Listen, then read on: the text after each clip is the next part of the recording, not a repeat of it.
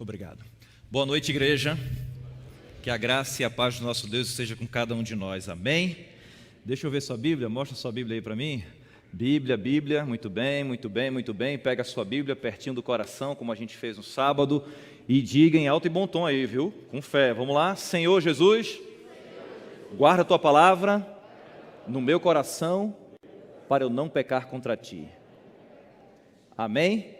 Que bom que você está aqui, meu irmão, que bom que você chegou. A palavra do Senhor nos sugere que nós devemos estar felizes por estar na casa do Senhor. O texto bíblico é: alegrei-me quando me disseram, vamos à casa do Senhor. Olha para quem está do teu lado e pergunta: ei, meu irmão, está feliz, crente? Pode perguntar. Se não tiver ninguém, imagina você conversando com alguém. Que bom que você está aqui. Agora lembra aquela frase que a gente ensaiou no sábado? Quem estava aqui ontem? Levanta a mão, no sábado pela manhã. Isso, muito bem. Quem está aqui pela primeira vez na nossa semana de oração? Levanta a mão, deixa eu ver. Sejam muito bem-vindos. Nós vamos até o próximo sábado, toda noite, 20 horas da noite. E que a bênção do Senhor alcance sua família, seu lar, seus projetos e te salve. Amém? Para você que está nos assistindo pela internet, que Deus abençoe você também. Não sei se você assistiu a mensagem de ontem. Se não assistiu, é só ir neste mesmo canal que você está conectado aí, no canal Viva 7, e você vai ter a mensagem do sábado. Hoje, fica com a gente, Papai do Céu vai falar com você. Compartilhe esse link com, de repente, alguém que você sabe que precisa ouvir a voz de Deus de uma maneira especial. Eu creio que Deus está aqui, eu creio que Deus vai falar através de mim, e eu creio que Deus vai falar com você de uma maneira especial e relevante, tá bom? Queridos, mais uma vez, olha para quem está próximo a você e aquela frase da nossa semana de oração, né? Te orienta, pecador. Diga para ele aí, vá. Te orienta, pecador. Tem gente que aproveita essa hora, né? O irmãozinho está batendo a pecadora, né? Gente, vamos lá. Hoje nós vamos... Eu vou ter que dar uma olhadinha aqui para trás, né? Hoje o tema da mensagem: aguente firme. Quem é que não tem problema? Quem é que não passa por aflições? Quem é que não passa por tribulações? Todos nós aqui temos. É possível, não sei... Espero que não, mas é possível que alguém que esteja aqui essa noite esteja vivendo um grande dilema na vida, um grande dilema.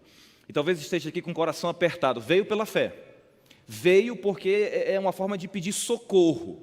Eu preciso estar na igreja porque ali é um porto seguro. Eu preciso estar na igreja porque de repente eu vou ouvir alguma coisa, eu vou desaparecer, eu vou mudar o foco da minha atenção, eu vou mudar o meu pensamento, enfim.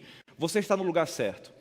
Essa mensagem é para você que está enfrentando um grande problema. É para você também que não está enfrentando um grande problema agora, mas vai preparar o seu coração, a sua vida, o seu espírito, para quando chegar um grande problema, você saber lidar com isso. Porque às vezes, e isso é verdade, Deus não muda a nossa situação, mas muda a nossa forma de lidar com a situação. Eu não sei quais são os planos de Deus na minha vida, na sua vida, até que Ele deseja apresentar. Mas a gente não precisa saber todas as coisas, a gente só precisa confiar. Não é simples, é complexo, mas Deus nos ajuda nesse dever. Amém? Nós vamos então falar sobre essa mensagem. Eu convido você nesse momento a orar comigo e pedir a bênção do Senhor sobre o estudo. Vamos orar. Pai querido, muito obrigado, Senhor, porque o Senhor preserva a nossa vida. E nós estamos aqui. E já é um motivo para te agradecer. Mais uma vez te pedimos, ó Deus, Espírito Santo, ilumina nossa mente, nos dá entendimento, compreensão. Nos impressiona, Senhor, com aquilo que nós precisamos entender. Aprofunda a nossa fé. Amadurece, Senhor Deus, a nossa espiritualidade. E se tem alguém aqui hoje com o coração apertado, que saia aliviado pelo poder do Espírito Santo. Se tem alguém aqui muito preocupado, que ele aprenda hoje, em nome do Senhor Jesus, a descansar no Senhor. E saber que Ele é Deus. Nós cremos que o Senhor pode todas as coisas. Nós só não sabemos o que o Senhor vai fazer, mas o Senhor pode. Mas eu também acredito que todas as coisas, embora eu não saiba como, colaboram para o bem daqueles que te amam, Senhor. E nós queremos dizer hoje, nós te amamos, Senhor. Então nos ajuda a permanecermos firmes e inabaláveis. Ao nos deparar com alguma verdade que a gente não esteja vivendo, nos dá poder para viver. Se deparar com algum pecado que estamos cometendo, por favor, Espírito Santo, nos leve ao arrependimento. E por favor, Deus, nos méritos de Jesus, nos perdoe. Mas que saímos daqui com a certeza de ter estado na Tua presença, Senhor Deus. É isso que nós te pedimos e o fazemos em nome de Jesus. Amém. Queridos, a nossa mensagem de hoje, ela passa por uma ilha banhada pelas águas do Mar Egeu, que fica a cerca de 55 quilômetros do continente, a atual Turquia. Esta ilha, na época do apóstolo João, era uma ilha prisional. E ali João foi colocado porque ele estava pregando o evangelho, incomodando, sobretudo o Império Romano. E então o Império Romano coloca ali João, o apóstolo João, na ilha de Patmos. Aparentemente isolado dos seus, distante dos queridos, aparentemente esquecido e sozinho, só aparentemente. Ele recebe uma visita extraordinária, uma visita espetacular, celestial. E ele é colocado então para trabalhar, mesmo ali no seu exílio, naquela ilha, mesmo ilhado, ele é colocado para trabalhar. Ele tem visões, ele escuta, ele escreve, ele tem que enviar cartas para 7 igrejas na região da Ásia Menor. Obviamente não existiam só 7 igrejas lá.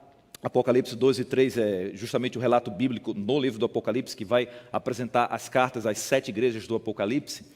Mas obviamente, de maneira intencional, Deus escolhe 7 igrejas para, número 1, apresentar conselhos e orientações, como puxão de orelha também, para os cristãos que habitavam naquelas 7 regiões. Mas, de maneira profética, Deus também separa 7 igrejas para apresentar as 7 eras do cristianismo, as 7 fases do cristianismo, desde a época ali do apóstolo João até a volta de Jesus, fazendo com que o povo dele, o povo de Deus, entenda o momento que está vivendo, entenda quais são os pontos fortes que precisa preservar e os pontos fracos que precisam consertar. Entenda também as promessas de Deus. E porque Deus tem esse objetivo, porque Deus quer salvar o seu povo, independente dos seus pecados, das suas fragilidades, dos seus defeitos, independente de quem você seja, Deus quer salvar você. Diga amém? Deus quer salvar você. Então as cartas que foram enviadas tinham o propósito de salvar tanto os cristãos que estavam ali naquela região e naquela época, como os cristãos que estão aqui hoje, nesta época. Deus tem interesse em nos salvar. As 7 cartas do Apocalipse, as 7 cartas às igrejas, do Apocalipse, tem um padrão nelas. Se você olhar cuidadosamente, estudar as cartas, você vai enxergar um padrão nas 7 cartas. As 7 cartas começam apresentando Jesus. Cada carta uma forma de apresentar Jesus. Só que a forma como Jesus é apresentado tem tudo a ver com o contexto dos cristãos naquela determinada realidade e situação. Logo após a apresentação, vem o momento de Jesus apresentar os pontos fortes do cristianismo naquela localidade. Olha, parabéns porque vocês preservam a fé, parabéns por causa disso, daquilo, aquilo outro, por aí vai. Depois ele vai para os pontos negativos. E ele começa então a dizer, olha, tem esse ponto aqui que está tudo errado. Tem isso aqui que vocês estão fazendo da forma exatamente contrária ao que eu desejo para vocês. Ele vai puxar a orelha. Por fim, a carta termina de uma maneira excepcional. Ele tem uma promessa. Mesmo os cristãos errando, ele tem uma promessa. Para aqueles que estão acertando, ele tem uma promessa. E a promessa da ideia de que Deus não desistiu de nós. A promessa da ideia de que ele tem planos para nós. E a promessa termina dando a ideia que ele ama o povo dele. E Deus seja louvado por isso. Apenas 2 cartas, 2 igrejas, não recebem repreensão. E apenas outras 2 não recebem os parabéns. Mas, de forma geral, esse é o padrão das cartas do Apocalipse. Hoje eu escolhi a carta que foi enviada a uma localidade chamada Esmirna. O público-alvo da carta eram os cristãos que moravam em Esmirna. Então eu convido você a pegar a sua Bíblia e abrir agora no livro do Apocalipse, no capítulo 2. Abra sua Bíblia aí comigo, querido, você que está nos acompanhando pela internet também. Se você puder pegar sua Bíblia aí, se você estiver em condições de fazer isso, faça. Pegue sua Bíblia, acompanhe com a gente. De repente, o impacto que a mensagem vai ter sobre você que está na sua casa aí, assistindo pelo computador, tablet, smartphone, não sei, colocou lá na televisão, pode ser ainda maior se você estiver com a Bíblia em suas mãos, tá bom? Apocalipse capítulo 2, nós vamos ler do verso 8 até o verso 11. Quem já achou aí a passagem bíblica do Apocalipse 2, verso 8 ao 11, diga amém. Amém? Então vamos ler. A palavra do Senhor diz o seguinte: ao anjo da igreja em Esmirna escreve. Olha a apresentação de Jesus aqui, ó. Estas coisas diz o primeiro e o último, que esteve morto e tornou o quê? Quer dizer aí? E tornou a viver. Conheço a tua tribulação, a tua pobreza, entre parênteses, mas tu és rico. E a blasfêmia dos que a si mesmos se declaram judeus e não são, sendo antes, o que está na sua Bíblia aí? Sinagoga de? Verso 10, não temas as coisas que tens de sofrer, eis que o diabo está para lançar em prisão alguns dentre vós, para ser dispostos à prova, e tereis tribulação de quantos dias?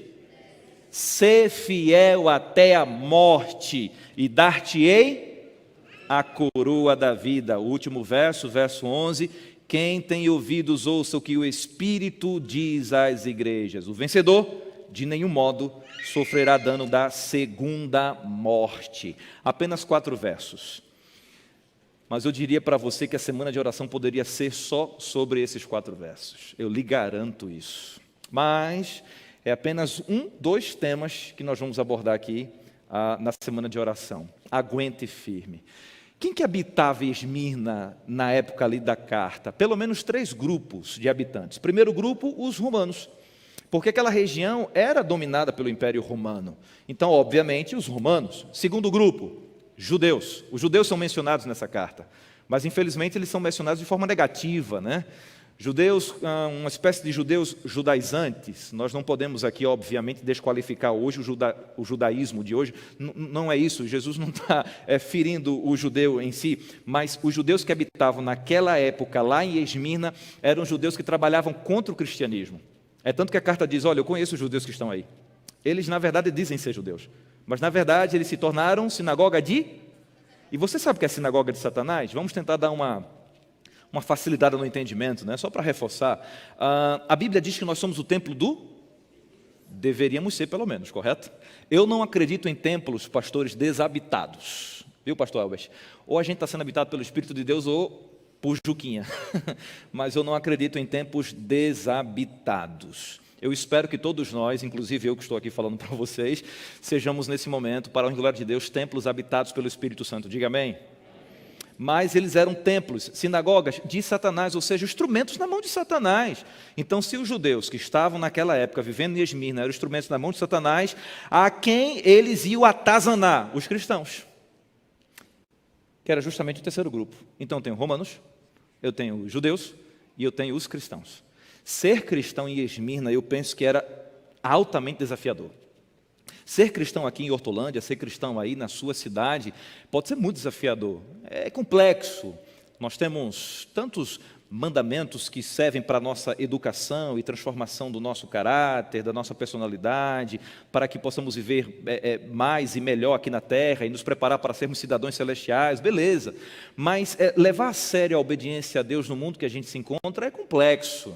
É um trabalho que não era um cristão que seria favorecido. Eu penso que não é tão diferente dos dias de hoje, favorecimento. E ainda mais, além da dificuldade de habitar em um lugar que, de forma predominante, tinha uma religião pagã, ainda os judeus atazanavam. Esmirna é um momento, na profecia da era do cristianismo, apontado como sendo um momento de perseguição. E uma baita perseguição. Eles sofreram muito, gente. Inclusive, é mencionado aqui que financeiramente eles eram pobres.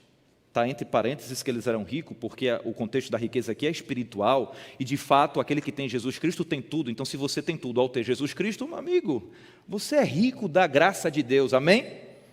Mas eles eram pobres financeiramente, isso é evidente. E está aí um dos motivos, perseguição. Falta de abertura de espaço para eles, por causa do paganismo, do Império Romano e dos judeus, etc. Não era fácil. Aí chega uma carta para eles. Só que tenta imaginar também o valor agregado a esta carta. De repente você, como cristão de Esmirna, pergunta, quem escreveu a carta? João. Uau! Você sabe quem é João. João é famoso na região. João é o único vivo dos 12. João é João, meu irmão. Outro valor agregado à carta, João escreveu, mas a mensagem como é que é? É dele, ele escreveu uma mensagem de alguém, Deus mandou, é específico para nós? Sim. Opa, tem um recado de Deus para os cristãos de Esmirna. Eu tento imaginar a logística que foi para essa carta chegar até os cristãos de Esmirna. Não tinha WhatsApp, não tinha Instagram, não tinha Facebook, não tinha YouTube, não tinha transmissão, não tinha Sedex 10, nem 9, nem 8, nem 7. Como é que fazia para chegar? O pessoal estava espalhado, estava escondido, de repente ali o início da perseguição, que estoura depois durante uma década, e por aí vai. Foi difícil, mas chegou. Um mensageiro levou. Alguém pegou para ler. Alguns estavam ali para ouvir. E tenta imaginar o silêncio e a atenção ao mensageiro pegar a carta e dizer assim, vou ler. curtinha, é um recadozinho. É como se fosse 4 twitters. É como se fosse apenas uma postagem no feed do Instagram, gente. Uma rápida passagem na timeline do Facebook. Está aqui, ó. Pá, uma descrição no YouTube. Curto. Vou ler. Ao anjo da igreja em Esmirna escreve: estas coisas diz o primeiro e o último, que esteve morto e tornou a viver. Eu penso que alguns que estavam ouvindo, nesse momento, se questionaram: primeiro, o último, estava morto, tornou a viver? Por que ele se apresenta dessa forma? Talvez a gente entenda melhor no fim da carta, mas tem tudo a ver com a necessidade de um cristão que estava em Esmirna saber que Jesus era o primeiro e o último, que estava morto e tornou o quê? Era importante eles saberem disso.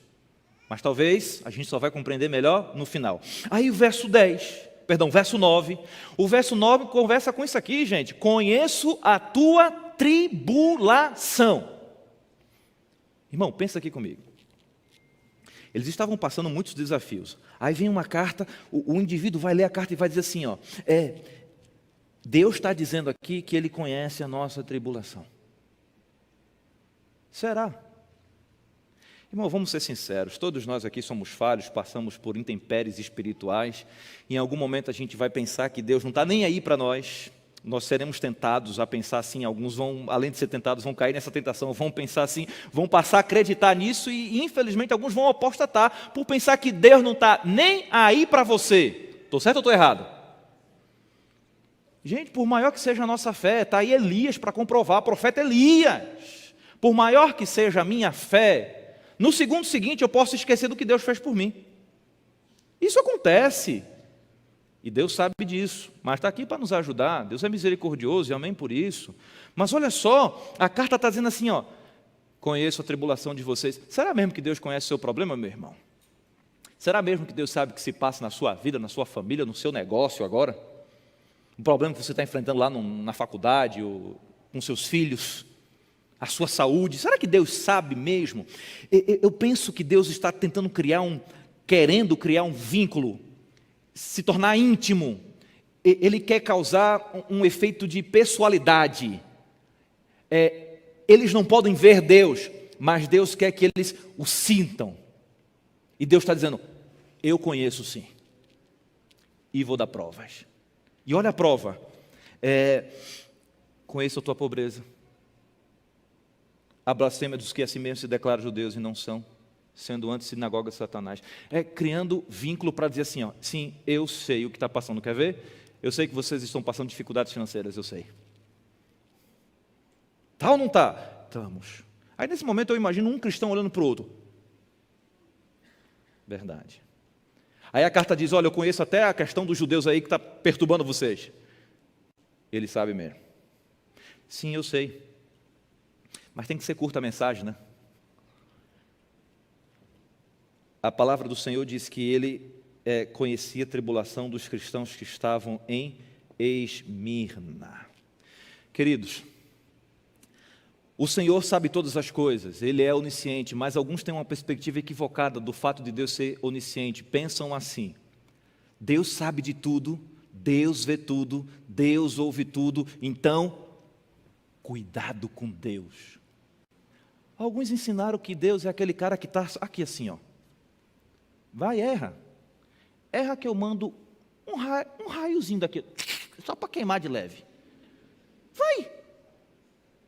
Quantos de vocês não chegaram para um filho e disseram assim, ó, Deus está vendo, viu? Vai, irmãozinho, pensa aí comigo.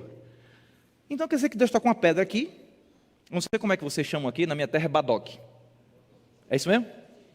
Estilingue, matador, pronto. Deus está com um negócio desse aqui, ó. Estou vendo, viu, boy? Vacilou na cabeça aqui, ó. Pá! Peraí, que Deus é esse? O fato de Deus ser onisciente não deveria me causar medo, muito pelo contrário, deveria me dar esperança. Por quê? Volta aqui. Porque, peraí, se Deus sabe tudo, se Ele vê tudo, se Ele ouve tudo, Deus sabe que embora eu seja um zero à esquerda, que eu viva errando, que eu seja um miserável pecador, Ele sabe que eu estou tentando. Isso conta.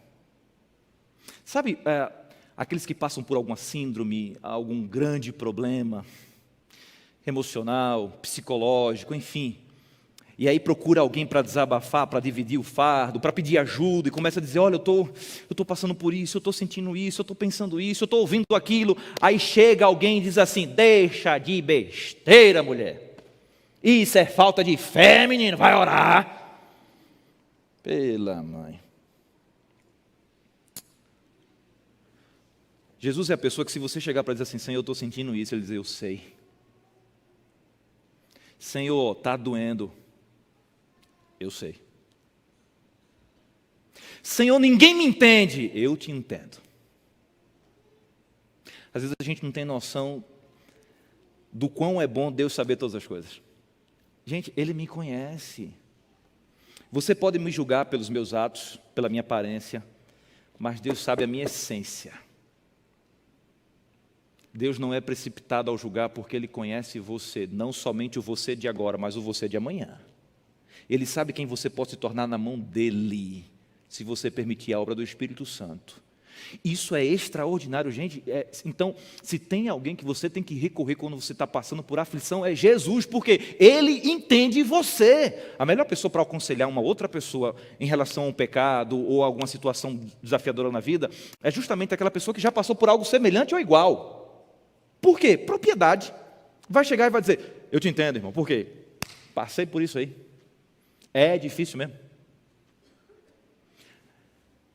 De forma geral, a melhor pessoa para aconselhar os pais é quem é pai.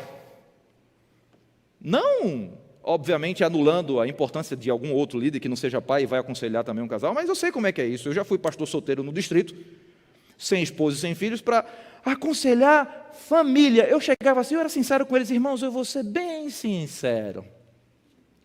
Eu estou aqui porque eu sou pastor de vocês, entendeu?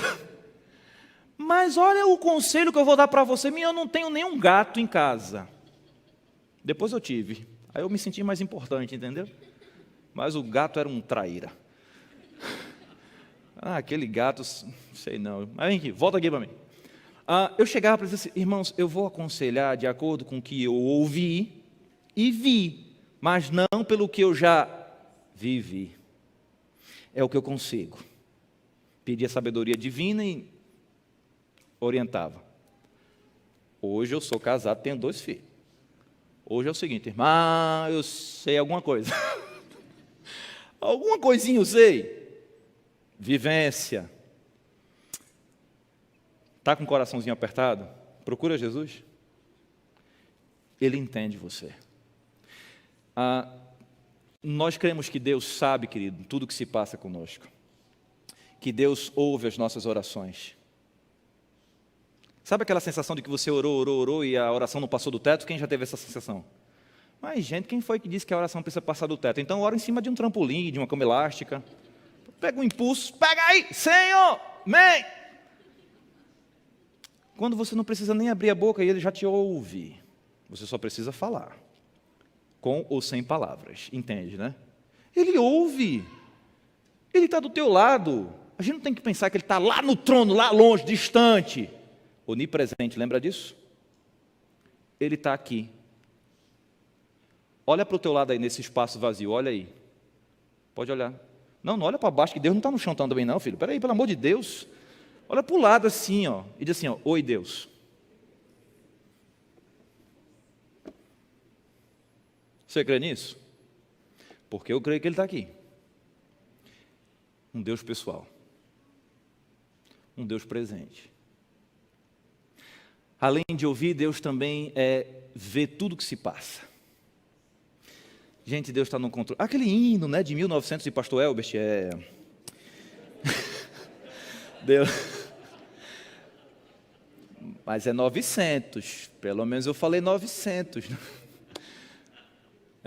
Você que se sente pequeno. E muito bem, irmão, agora não sobe o tom não, senão você acaba comigo. Dirija seus olhos a Deus, né? Aí chega o momento da música. Deus sabe o que vai dentro da alma. Canta, igreja. Deus ouve. Deus vê. Juntinho agora. É que tem um gigante no meio aí, né? Esquece o gigante, vamos para a última estrofe. Deus sabe, Deus ouve. Eu saí do tom, agora foi uma... Ixi, mano, foi um negócio... Só na manhã da ressurreição agora. Vamos lá. No decorrer do texto, a carta vai dizer assim, ó, para os cristãos de Esmirna: não temas. Olha, irmão, eu sou pastor, está aí um monte de pastor também que eu sei, os pastores jubilados, os pastores que estão ativos no ministério. Ei, a gente vai visitar alguém que está num leito de hospital, vai visitar um casal que está por um fio, vai visitar um jovem que está querendo, sei lá, se matar e a gente diz, não temas. Ei, seguinte, como dizer para um cristão que estava sofrendo, não temas? Que provavelmente passando fome, não temas. Que estava sendo perseguido, ei, não temas. E aí, irmão? Mas pastor, o que a gente tem que fazer? Falar não temas. Porque o próprio Deus disse através da carta para os cristãos que estavam em Esmirna, não temas. Mas como não temer? Eu penso que existe o ideal e o real. O ideal de Deus é não tenha medo. Não preciso, eu estou aqui. Mas Deus sabe a realidade da gente. A gente vive tendo medo. Por isso que Ele vive lembrando a gente, não temas, não temas, não temas e não temas. Mas como não temer? O verso diz aqui, ó, o verso 10, não temas as coisas que tens de sofrer. Você entende que a carta que chegou não é uma carta dizendo assim, acabou, gente, parou o problema, foi até aqui, ó, agora é só alegria. Não é o médico chegando e dizendo assim, ó, peguei os exames de vocês, o seu exame, eu vi que as taxas voltaram ao normal, o antibiótico fez efeito, você vai receber alta hoje. Não, é o médico chegando dizendo, então, vai ficar aqui mais um tempinho. Jesus está dizendo assim, ó, ei, acabou não. Tem noção do que eu quero ouvir isso? Não temas as coisas que tens de sofrer, ainda vai ter sofrimento. É isso que a carta está dizendo, gente. É ou não é? Ainda vai ter problema, perseguição, necessidade.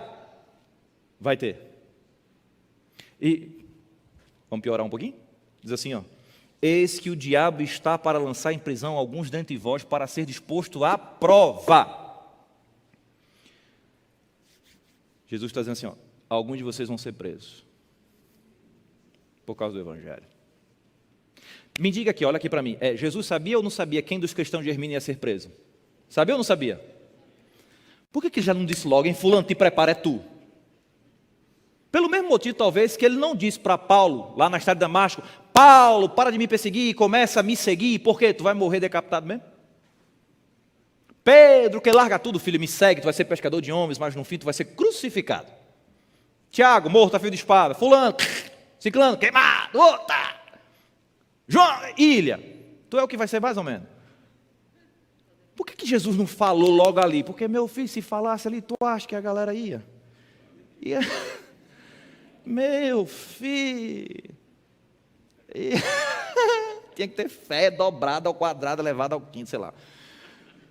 Mas aí, lembra quando Paulo ficou sabendo que ia morrer? Alegrai-vos no Senhor, mais uma vez eu digo, alegrai-vos no Senhor. Esse cara é doido, mano. E lembra quando Pedro ficou sabendo que ia morrer? Vocês vão me matar como? Crucificado. Não, assim não. Pode me matar, mas... Esses caras são loucos. Entre o chamado e o momento final, existe um time aqui, gente, a linha do tempo, onde Deus prepara você.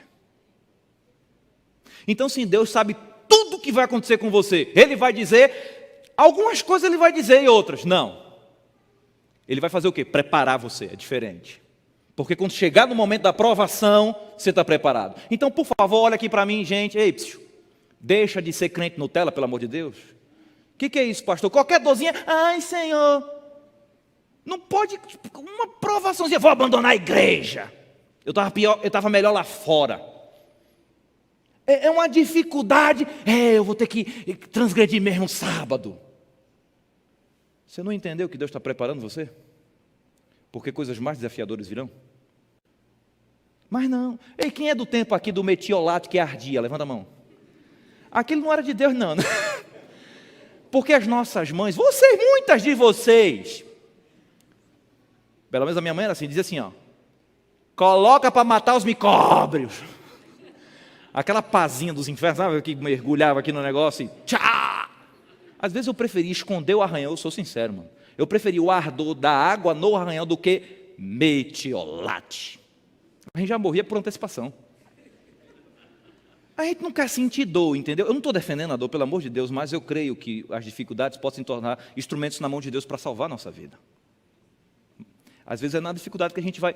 C.S. Lewis diz assim, o sofrimento... Eu vou colocar nas minhas palavras, né? O sofrimento é o megafone de Deus. Para aqueles que ainda não conseguiram ouvir, o ouçam agora. Você entende? Mas a gente começa a sofrer... Já quer sair do processo de aprendizado? De crescimento? Eu também sou assim, gente. Nós somos assim. Mas Deus é muito misericordioso, ainda bem. Que às vezes a gente aceita o aprendizado e vai crescendo. Alguns aprendizados eu tenho aceitado e eu tenho crescido com isso. Deus seja louvado por isso. Mas aí vem a medicina e coloca o metiolato que não arde. Aí, meu velho, aí brincou comigo. Aí as crianças estão tudo ficando Nutella agora, meu irmão. Não arde mais, que conversa é essa? Nós não temos que gostar da dor, nós temos que aprender com a dor. É diferente. Alguns de vocês vão ser presos e postos à prova. E tereis tribulação de quanto tempo? 10 dias. Ser fiel até a morte, dar-te-ei a coroa da vida. Queridos, alguns iriam ser presos. Eu penso que alguns poderiam já estar presos, parentes de alguns outros ali, dizendo... Então meu tio não vai ser liberto agora, então meu esposo não vai ser liberto agora, então meu filho... Só que perceba, ser preso ainda não era o pior. Porque a gente lê um lindo texto aqui, que a gente só focou na aparente parte mais suave dele. Mas ele é intenso, ele é profundo. Ser fiel até a morte, dar-te a coroa da vida. Ser fiel, a gente só lê duas partes dele. Ser fiel, dar-te a coroa da vida. Ser fiel, dar-te a coroa da vida. E no miolo tem o quê? Morte. Muitos de nós pregadores aplicamos de maneira secundária esse texto para dizer assim, durante a sua vida, seja fiel e você vai ganhar a coroa da vitória, amém? Mas de forma primária o texto está dizendo o seguinte, é específico para aqueles que se tornarão mártires. É para quem vai morrer por causa do Evangelho. E esta coroa é a coroa que aqueles que ganhavam nos Jogos Olímpicos, ganhavam a coroa de vitória, não de reino. É porque você suportou, você foi um campeão. Mas teve que morrer pelo Evangelho. Então a carta está dizendo mais ou menos assim, ó, deixa eu ver. Passa aqui, ó. Volta aqui. É que eu estou sem a visão ali de trás, eu me atrapalho um pouquinho aqui na frente. Vocês vão ter tribulação ainda de 10 dias. Quando a gente vai ler um texto profético, a gente tem que fazer aquela jogadinha do tempo, né? O princípio de ano, é isso mesmo. Obrigado aí pela... Você vai ser minha assessora para pastor, passou, entendeu? Aquela coisa toda. O princípio de ano. Um dia em profecia equivale o quê? 1 ano, correto? Aí a carta vem dizendo, vocês ainda vão ter 10 dias de tribulação. 10 dias, meu irmão, para quem aguentou 1 ano, 10 dias. É uma semana de oração, bem dizer. Ei, vamos fazer o cálculo certo? 10 dias? Irmão, para e pensa comigo, o que é o tempo? Depende. Para um casal de namorado que se vê uma vez só no mês, o tempo é muito pouco. Os mais românticos dizem que, o pouco tempo que passa é suficiente para se tornar inesquecível. Os solteiros pegam aí, anota essa frase, de repente pode dar certo em algum momento na sua vida, viu? Mas o que é o tempo para quem está com dor? Câncer. Que acabou de se separar. É uma eternidade. E agora você está chegando para um grupo que está sofrendo perseguição e a carta está dizendo assim, 10 dias. Mais 10 dias. Não vai parar agora, é mais 10 dias. É mais 10 anos. 1 década. É uma vida. Querido, você estava louco para ouvir que acabou e a carta está dizendo mais 10 anos.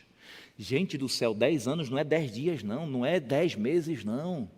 10 anos. Mas, ser fiel até a morte, até a coroa da vida. Então, em outras palavras, Jesus está dizendo, prisão vai acontecer, perseguição vai continuar, e alguns de vocês, além de presos, serão o quê? Mortos. Peraí, deixa eu ver se eu entendi. Quer dizer que quando me amarrarem naquele toco e forem acender o fogo para eu ser queimado vivo, o Senhor não vai me livrar? Não. Quer dizer que quando me pegarem por causa do Evangelho, me colocarem lá diante das feras para ser devorado vivo, o Senhor não vai mandar um anjo para fechar a boca do leão? Não. Quando o soldado romano chegar e com uma espada se direcionar até a minha barriga e pegar o impulso e se preparar para tirar a minha vida, o Senhor não vai me arrebatar dali? Não. Alguns vão morrer por causa do Evangelho. Quantos aqui precisam de cura física? Levanta a mão. Precisa? Você acredita que Jesus é o médico dos médicos? Você acredita que Jesus pode curar você? Acredita ou não acredita? Então a gente pode orar aqui e pedir a bênção de Deus para você ser curado. Você sabia disso? E Deus pode curar você. E Deus seja louvado por isso. Quem aqui está precisando de solução na vida financeira? Levanta a mão. Eu vou aproveitar também, né? Eu pergunto com essa e respondo com... Olha aqui para mim. Deus pode ajudar você e abrir as portas, sim ou não? Claro que pode. Não levanta a mão. Você está com um problema sério no seu casamento? Deus pode resolver? Pode. Pastor, no meu caso, não. Você não conhece o Deus que eu conheço, então. Deus pode. Agora é o seguinte. E se no teu problema de saúde, Deus disser assim, ó, não vou curar. E se no problema financeiro, Deus dizer assim, ó, ainda não. Você vai perder tudo primeiro. Vai continuar confiando nele? Crendo nele? Porque uma pancada abandona a fé aí. Quando as coisas começam a dar errado. Uma pancada abandona Jesus aí. Ser fiel até a morte, dar-te-ei a coroa da vida. Ei, amigo, e se eu não livrar você da morte, vai ser fiel até o fim? Quando o fogo estiver consumindo, vai glorificar o meu nome mesmo em meio ali à situação? Ou para preservar a vida, abandonará a fé. A carta termina dizendo, o vencedor, de nenhum modo, sofrerá o quê? Teologia profunda aqui, né? Os danos da segunda, não é da primeira. Segunda, eu te garanto, Jesus dizendo, ó, mesmo que você seja preso, perseguido, passe necessidade, mesmo que você seja morto por causa do Evangelho, eu estou te garantindo a segunda morte, e é esta morte que a gente tem que se preocupar, que é a morte que sela a eternidade do indivíduo, a não existência durante toda a eternidade, né? Esta segunda morte, eu te garanto, tu não vai sofrer, porque eu vou te ressuscitar. E ele pode fazer isso? Claro que pode. Prova o início da carta. O primeiro e o último, que esteve morto, mas o quê? Amigo, é Jesus dizendo, eu venci a morte. Você também pode, se for fiel. Você entende isso? Eu prego esse sermão já há algum tempo. E hoje, antes de pregar, eu estava orando ali, dizendo, Senhor, esse sermão, ele mexe comigo. Por quê? Porque eu já tive que pregar esse sermão, irmão. Ixi, se eu chorar aqui, a partir de agora, já não respondo por mim, viu? Eu já tive que pregar esse sermão para mim, sozinho, eu pregando para mim. Por quê? Porque esse sermão fala assim para mim, pastor Péricles, está tudo bem na sua vida? Tá, mas e se no momento vir uma tsunami de problemas, você vai continuar com essa empolgação que você tem? Com essa fé que você diz ter? com essa confiança? Você vai continuar me adorando, pastor? Louvando, pastor? Crendo em mim, pastor? Ei, ancião! E se vier uma tormenta na sua vida, você ainda vai dedicar tempo para a obra do Senhor aqui na igreja? Vai se dedicar a levar o evangelho para outros, mesmo sofrendo problemaços na sua vida? Ei, irmão, vai continuar firme na fé, mesmo sendo perseguido pelos próprios de casa? Ei, meu irmão, você que está nos assistindo, qual é o seu problema? Está doendo? E se eu te disser que isso pode doer ainda mais? Porque o evangelho distorcido que pregam por aí se você aceita Jesus, está tudo resolvido. Não, gente. Se você aceita Jesus e quer ser seguidor dele, negue-se a si mesmo, tome sua cruz e me siga. E Jesus disse, me siga antes de morrer na cruz do Calvário. Ou seja, esteja preparado para morrer se preciso for. Você entende isso agora? Não. Não é fácil não, gente. Deixa eu passar aqui. Aqui, ó. Ágata Ricarte Barbosa, minha filha. Assim que nasceu, nossa, ela saiu roxinha e toda mole no braço da médica. Minha esposa estava deitada, eu estava aqui do lado dela, e quando eu vi a cena, foi a pior cena da minha vida aquilo ali. Porque o que veio na minha cabeça foi, minha filha está morta. Não chorou, não foi para o braço da mãe, nada disso. Ela nasceu com desconforto respiratório, engoliu mecônio, nasceu super fraquinha. De 0 a 10, pontuação de respiração nos primeiros minutos de vida foi 3. Teve que ir direto para a mão do pediatra, desentupir as vias aéreas ali, né? Para poder reanimar a respiração. A auxiliar desse pai não pode ficar aqui muito tempo. Se quiser fazer uma fotinha aqui, faça, mas a gente já tem que levar para UTI. Os segundos eternos da minha vida foi entre ver minha filha molinha e roxinha e ouvir o primeiro sonzinho. Eternos. Minha esposa olhava para mim, lágrima rolava ali, e ela dizia, e aí eu disse, fica tranquila, e me segurando aqui, porque a vontade, irmã, era de explodir, fica tranquila. Estão cuidando dela. E eu aqui comigo, Senhor, pelo amor de Deus. Ela tem que fazer zoada, Senhor. E passava o tempo e não fazia zoada. E chora, minha filha, pelo amor de Deus. Aí depois foi Era tudo que eu precisava ouvir. Mas foi para UTI. Foram dias difíceis. Pai de primeira viagem. O médico chegava, pai, tem tudo para ela ficar boa, mas é um problema sério.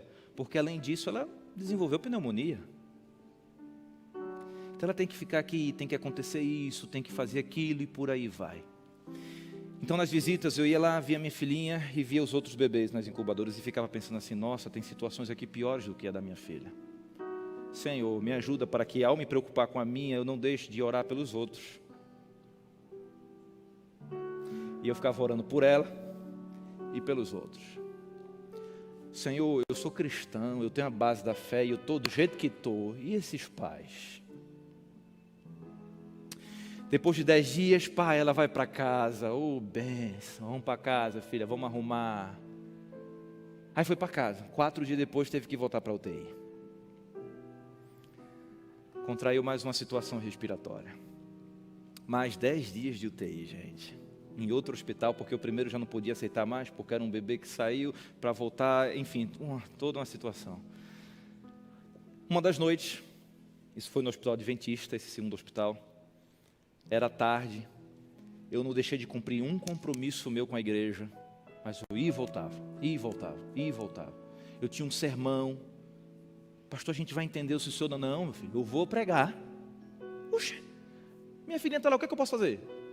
Esperar e orar, confiar, vou pregar. Pregava, mas com a cabeça nela, é óbvio. E vinha no carro orando e já era tarde, disse, eu vou passar lá na minha filha. Cheguei, olhei ela, desse jeitinho aí.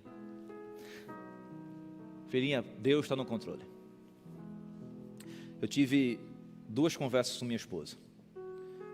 A primeira delas, entre hospitais, de uma UTI para outra, foi assim, amor, a gente confia no poder de Deus e Deus pode curar, é óbvio. Tem situações muito mais complexas. É risco, é óbvio. Mas eu te fazer uma pergunta. E se Deus não curar? Aí os dois começaram a chorar, é óbvio, né, mano? Mas depois ela levantou-se. A gente vai continuar confiando em Deus. Eu disse, pronto, é isso que eu precisava ouvir. Porque é isso que a gente tem que fazer. Aí sozinho nessa minha ida ao hospital, parei na frente do elevador, tinha 3 cadeiras, sentei. De um lado a UTI neonatal, do outro lado a UTI de adultos. Fiquei aqui no corredor, um tempão, orando e confiando. Aí como eu estava sozinho, eu disse, eu vou me permitir ser eu. Chorei, porque na frente da minha esposa, tem aquele negócio de, sabe, ele é pastor, é humano, mas ele é o pastor. Filha, vai dar certo, amor, estamos juntos, vamos orar, e tá, chora um pouco aqui, mas se segura, e tá. Mas eu sozinho, irmão, foi eu, viu? Chorei, disse, Senhor, tá doendo.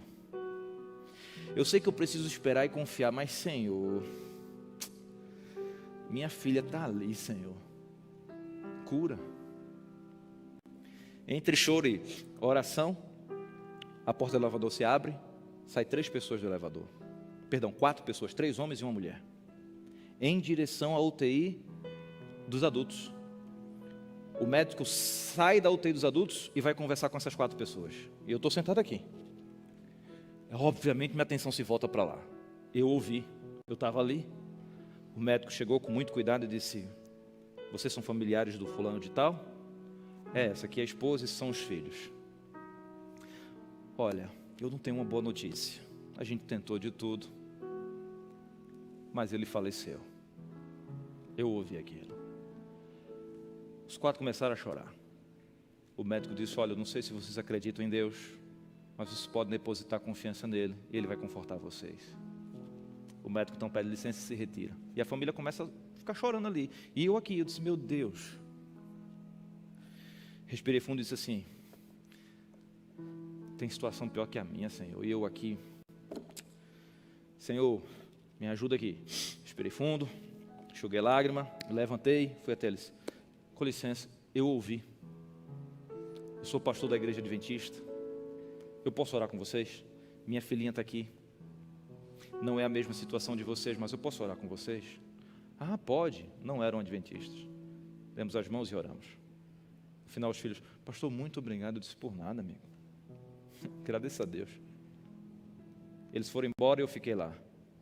Aí eu fui voltar para orar. Senhor, eu orei assim, ó. Desculpa pela minha falta de fé. É claro que o Senhor está no controle. Eu não sei o que vai acontecer, mas é claro que o Senhor está no controle. O Senhor me deu. Se o Senhor quiser tomar, é tua, não é minha. Agora, se o Senhor quiser deixar, Senhor, vai ser muito melhor, ao meu ver. Mas está nas tuas mãos. Eu oro por aquela família agora, Senhor, que está numa situação terrível agora, que eu não posso nem imaginar. Hoje, nós estamos assim. Ela está bem assim, extraordinariamente. Ligada no 380, eu não sei a quem ela puxou. Pedrinho, está indo para o 5º mês de vida. Foi um bálsamo, porque deu tudo tranquilo no nascimento. Nenhuma complicação até então. Uma bênção de Deus na nossa vida. Gente, toda vez que eu prego esse sermão, eu revivo essa história, porque foi nesse momento da minha vida que eu decidi pregar o sermão para mim mesmo. E preguei. Peço, lembra da mensagem de Esmina? Agora é para você. Não temas. Mas eu termino fazendo o seguinte, tanto para mim como para vocês. Muitos tiveram que ir para a fogueira, irmão. Guilhotina, espada, feras. A pergunta é, você está disposto a confiar em Deus, a continuar confiando em Deus, mesmo que o pior aconteça? Mesmo que a cura não venha? Mesmo que a solução que você tanto almeja não chegue? Você vai continuar sendo fiel a Deus, mesmo que a pessoa que você tanto ama se vá por causa da morte, mesmo que o seu filho já tenha ido? Você vai confiar em Deus? Porque eu vou te dizer uma coisa, Deus é Deus, independente do que Ele faça, porque Ele vai continuar sendo Deus. Se Deus curar, Ele é Deus. E se Deus não curar, Ele continua sendo Deus. Se Deus abrir a porta, Ele é? Irmão, e se Deus não abrir a porta que você está tanto pedindo aí? Ele vai continuar? Mas Ele vai continuar sendo o seu Deus? Irmão, você que está nos assistindo aí, minha irmã, meu amigo, qual é o seu problema, filho? Você confia que Deus é Deus? Que Ele pode todas as coisas? Que Ele sabe, que Ele ouve, que Ele vê, que Ele conhece você? Mas que às vezes a situação não vai mudar.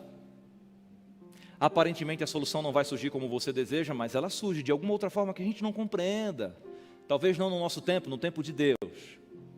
Mas independente do que aconteça na sua vida, vai continuar confiando em Deus. Se inscreve nos comentários aí, sim, pastor, é o que eu quero, confiar em Deus independente das circunstâncias. Para vocês que me ouvem aqui, fiquem firmes. Aguente firme. Porque em algum momento a dor vai passar, filho. Termino com a última lição. Jesus não queria que os cristãos de Esmina focassem na década de sofrimento que ainda viria. O objetivo de Jesus ao falar, olha, mais 10 dias de complicações, de tribulações, não era o objetivo de Jesus que eles ficassem presos ao tempo, não, mas algo que está em torno do tempo.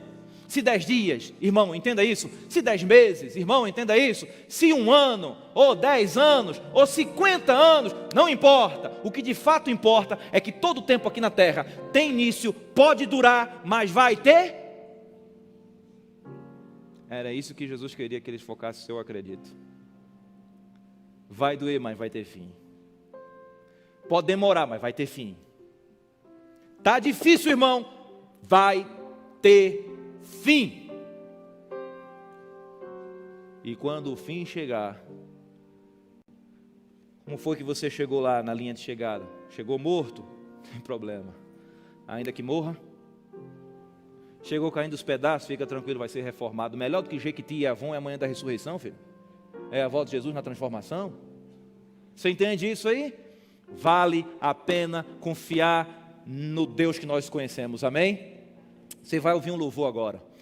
Eu queria, com espaçamento, convidar aqui à frente você, meu querido irmão, que está passando por um problema seríssimo. Seríssimo. Se eu for chamar todo mundo que está passando por problema, vem todo mundo, né? Então eu quero chamar aqui à frente aqueles que estão passando assim, por problemas seríssimos. Pastor, eu creio que no meu caso só uma intervenção divina, um milagre. Na medida do possível, com o espaçamento, se aproxime. Eu quero orar por um milagre. Um milagre. Eu creio que Deus vai operar milagre nessa semana de oração. Mas eu estou sujeito a Ele dizer como, em quem e quando. Você está sujeito a isso, sim ou não? Sim ou não? Então o clima está montado para o milagre acontecer. Ouça a canção. E à medida que o Espírito Santo for conversando com você, é a sua necessidade, eu vou orar pelo seu problema. Para que Deus resolva. Mas para cima de tudo, Ele salve você. Terminando esse problema ou não, mas que Ele esteja com você, tudo bem? Vamos lá.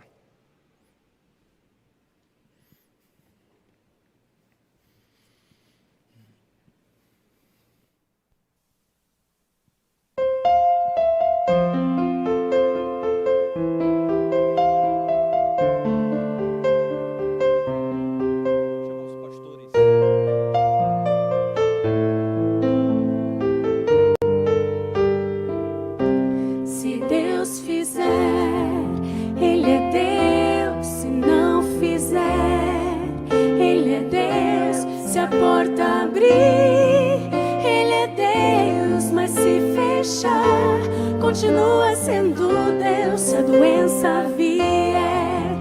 Ele é Deus se curado eu for. Ele é Deus se tudo der certo.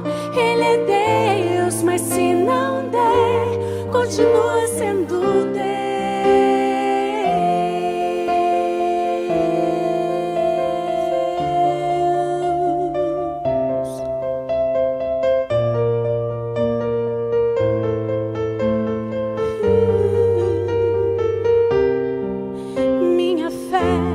Não está firmada nas coisas que podes fazer.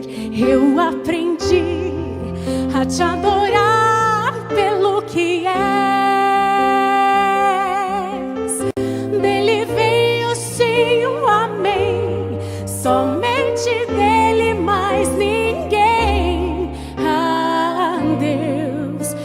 seja o louvor. Se Deus fizer, Ele é Deus. Se não fizer, Ele é Deus. Se a porta abrir, Ele é Deus. Mas se fechar, continua sendo Deus. Se a doença vier, Ele é Deus. Se curado eu for, Ele é Deus. Se tudo der certo, Ele é Deus. Mas se não der, continua sendo Deus. Não adoro pelo que Ele faz, eu adoro pelo que Ele é. Haja o que houver, sempre será Deus.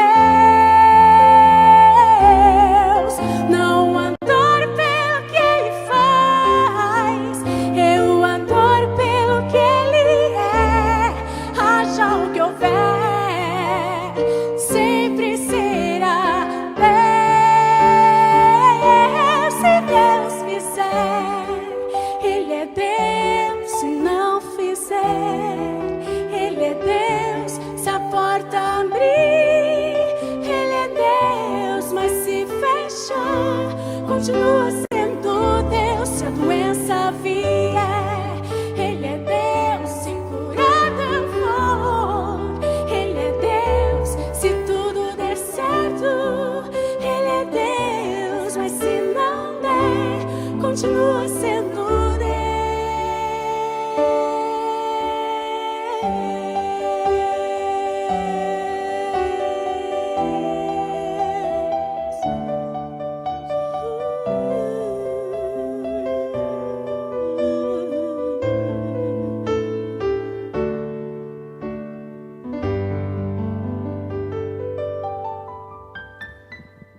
Muito obrigado pelo louvor, viu?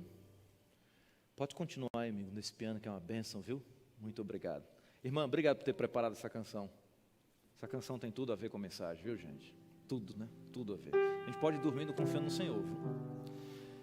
Alguns se levantaram primeiro porque entenderam que tem um sério problema, que só uma intervenção divina. Alguns se emocionaram, assim como eu me emocionei lembrando da minha história. Tem tantos outros problemas que a gente passa, que a gente ainda vai passar. Gente, esse é o mundo dos problemas. Mas como a gente falou ontem no sábado, este mundo vai ter um fim e junto com ele os problemas. Amém? Até lá, confiar. Não é fácil, eu sei disso. Mas a gente precisa confiar. O que nos resta é confiar. Só que Deus já deu N provas de que Ele é confiável, gente. Eu não sei qual é o seu problema, meu irmão, minha irmã, eu não sei qual é o seu problema, viu? O poder não está em quem ora, está em quem responde a oração. Eu creio que Deus sabe, que Deus ouve e Deus vê. Deus sabe qual é o seu problema. Se está faltando comida, Deus pode enviar o pão. E isso pode ser através dos irmãos aqui. Se você sabe de alguém que está passando necessidade, seja o anjo de Deus na vida de alguém, entendeu? Se é desemprego, que está afetando muita gente, se você, irmão, estiver na posição de ajudar nesse aspecto, ajude. Se não, ao menos ore. Deus pode abrir a porta. Se é o seu casamento, irmão, Deus é um Deus perito em realizar milagres. Entrega na mão de Deus. Faça a sua parte, entrega na mão de Deus. Se você, meu irmão, que está estudando a Bíblia, está com dificuldade de tomar a sua decisão, de se entregar a Jesus através do batismo, por algum empecilho que está surgindo, em nome de Jesus, ore hoje para que Deus derrube essa barreira. Tem alguém aqui que está querendo ser batizado, se preparando para o batismo, mas pastor, ainda tenho que enfrentar alguns problemas, preciso resolver algumas coisas, mas eu quero me batizar. É o seu caso? Tem alguém nessa situação que está se preparando para o batismo, mas está enfrentando alguns problemas e precisa de solução para ser batizado? Se for, amigo, nós também vamos orar por isso, para que Deus derrube as barreiras. E se for o seu caso, está nos assistindo pela internet, nós vamos orar também. Conversa com a gente aí pelos comentários. Você precisa de ajuda? Quer compartilhar com a gente? Eu te garanto que no que pudermos fazer, nós vamos fazer para te ajudar. Mas Deus pode todas as coisas, né? Então Ele já está te ajudando aí. Vamos orar, igreja? Vamos orar? Pai querido, Louvado seja o teu nome, independente das circunstâncias. Sendo bem sincero, Senhor, isso não significa, o reconhecimento de hoje, que a gente não vai fraquejar daqui a pouco. Mas quando a gente estiver fraquejando, Senhor, lembra a gente desse momento, lembra a gente desse sermão, para que a gente volte a nos fortalecermos no poder do Deus Espírito Santo, para que a gente consiga enfrentar toda e qualquer situação que possa se levantar, em nome do Senhor. Tem irmão nosso aqui sofrendo, e sofrendo muito. Se tem algum outro irmão que pode ajudar nesse sofrimento, Senhor, para que ele seja aliviado ou resolvido, então toque no coração desse irmão aí agora e diga: procure fulano de tal, eu preciso que você procure fulano de tal. Fala ao coração desse indivíduo: leve uma cesta básica para ciclano, visite a família tal, converse com um casal tal. Senhor, o Senhor pode fazer isso, faça, por favor. Mas se auxílio humano não é suficiente, e tem casos aqui, muito provavelmente, que só uma ação divina para resolver, Deus, o Senhor pode, e falo dessa forma para que eles entendam, o Senhor pode, se o Senhor quiser, cura agora em nome de Jesus Cristo, tira a dor agora em nome do Senhor Jesus Cristo. Se o Senhor quiser, o Senhor pode. Um simples toque da tua mão, Senhor, um simples falar, o Senhor pode. Por mais que os médicos tenham dito que não dá mais, o Senhor pode. Se é o casal que está separando, o Senhor pode restaurar. Se é um problema emocional, o Senhor pode curar. Mas que acima de tudo seja feita a tua vontade.